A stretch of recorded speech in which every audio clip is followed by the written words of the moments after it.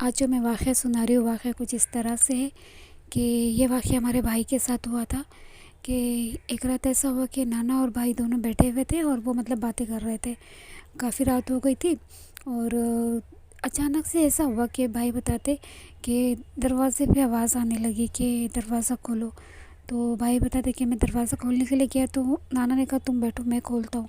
जब नाना ने दरवाज़ा खोला तो एक औरत खड़ी हुई थी जिसने रेड कलर की साड़ी पहनी हुई थी और वो बहुत सजी हुई थी। और वो बोलने लगी कि मैं अपने घर का रास्ता भूल गई हूँ, अगर तुम्हारे घर में कोई है तो उसको मेरे साथ भेजो।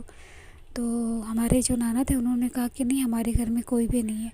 तो हमारा भाई बाहर निकला, मतलब उसने कहा कौन हो तुम? तो वो बताने लगी मैं रास्ता भटक गई हूँ। तो मेरे नाना ने मतलब भाई को ऐसा किया कि मत जाओ तुम, मतलब घर में बुलाकर कहा कि नहीं ये औरत मुझे सही नहीं लग रही। तो भाई बोलने लगे नहीं मैं छोड़ देता हूँ, कहाँ तक है। तो भाई बताता कि वो कुछ दूर तक गया, जैसे घर से थोड़ी दूर तक रोड तक गए भाई। वो बताते कि भाई आगे आगे चलते, पीछे पीछे वो औरत आ रही थी। फिर भाई को ऐसा लगा कि शायद वो नहीं है पीछे, वो औरत जो पीछे भाई के चल रही थी। तो भाई पीछे पलट के देखे तो वो औरत वहाँ पर नहीं थी। फिर भाई घर पे आके नाना को बोलने लगे कि वो औरत तो गायब हो गई वहाँ से। आधा रास्ता भी नहीं हुआ, बस घर के बाहर ही निकले थे।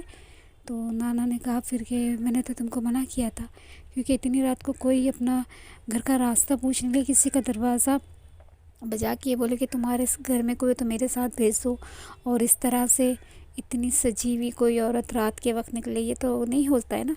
तो नाना ने कहा कि वो कोई और चीज़ थी। तो इसी तरह से जो वाक़ये होते हैं कि हम सोच भी नहीं सकते कि ऐसा भी कुछ होता है। तो इसी तरह से जो वाक़ये होते हैं मैं आप लोगों को सुनाऊंगी।